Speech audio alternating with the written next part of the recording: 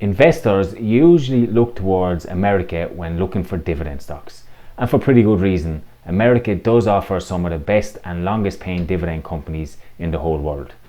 But maybe you're from Europe and you're looking for some more European exposure, or maybe you're American and you're looking to diversify into European dividend stocks.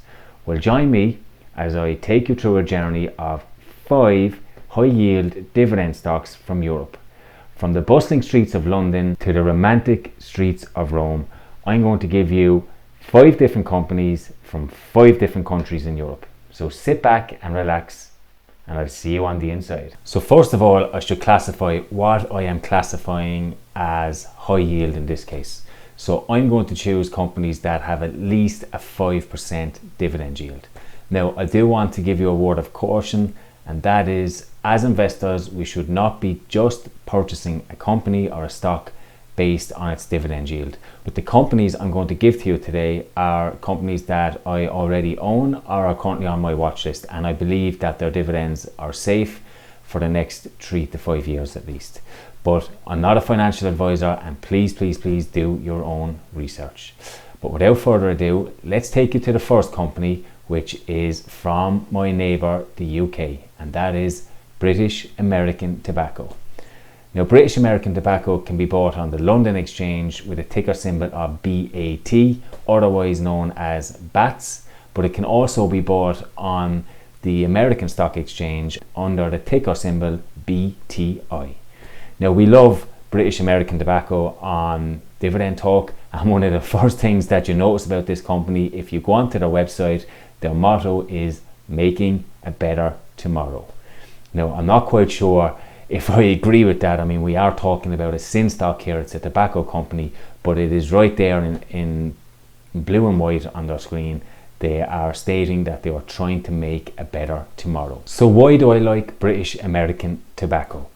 Well, first of all, their dividend yield is over 7%. That is huge. But also, if you look at their dividend growth rate, over the last 5 years, it has been 16.82%. And over the last 10 years, it has been 4.91%. Now, obviously, when you have a high yielding company like this, we don't expect huge dividend increases. In fact, we don't typically need them to get a decent return. And over the last 3 years, that has reduced significantly to 2.37%. So I don't particularly expect lots of dividend growth from these, but 1 or 2% on top of a 7% starting yield is good enough for me. Some of the reasons why I like this company is because they have just raised their dividend for the 23rd consecutive year. So they're getting close to that global aristocrat status, and actually in Europe they're probably already considered a dividend aristocrat. For my second company, I'm going to bring you all the way to the Netherlands, and it is NN Group, ticker symbol NN.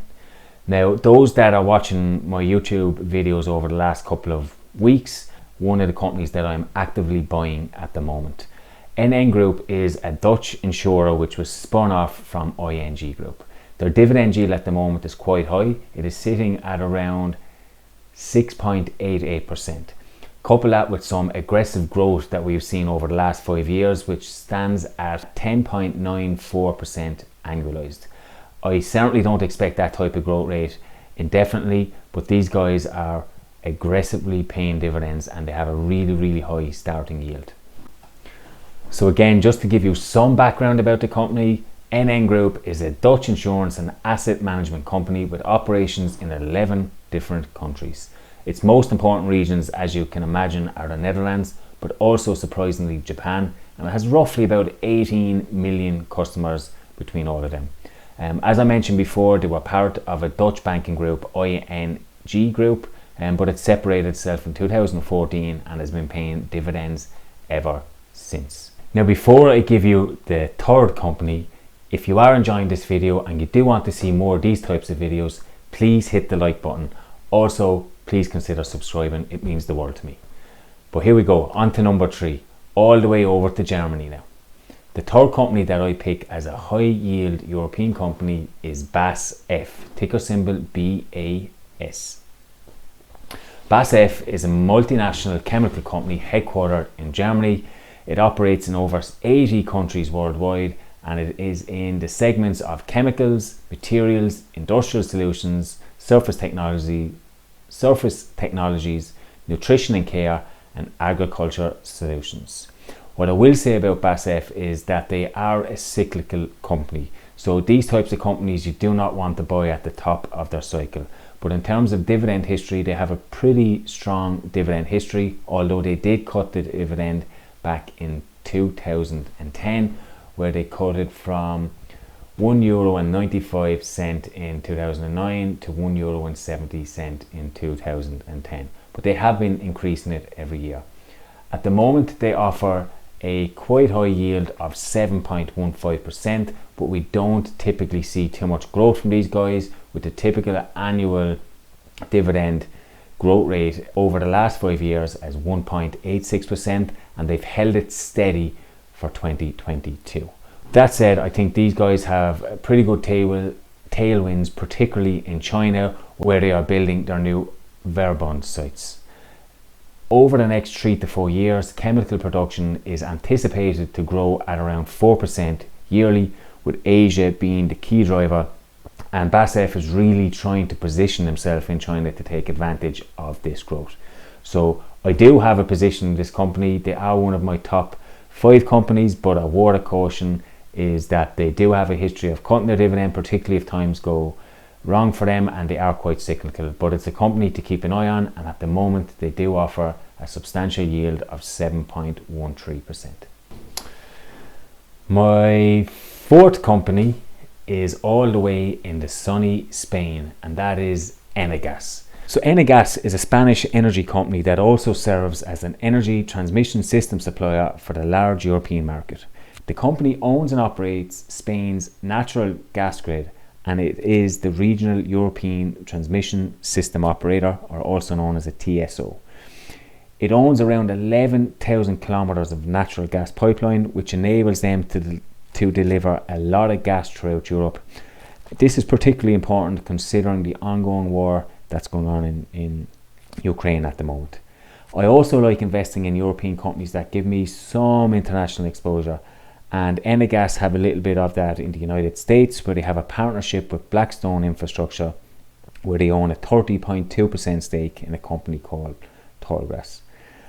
As a dividend investor, they do offer a high starting yield at the moment, which is around 8%, but you will not see a lot of growth from these guys. And what I do like about the company is that they usually give you 2 or 3 years notice of what their dividend will be, and they have already reinstated their dividend for 2023. I did promise you that I'd bring you all the way from London to Rome, and my last company, as you can guess, is from Italy, and that is another utility, which is Enel, ticker symbol ENEL.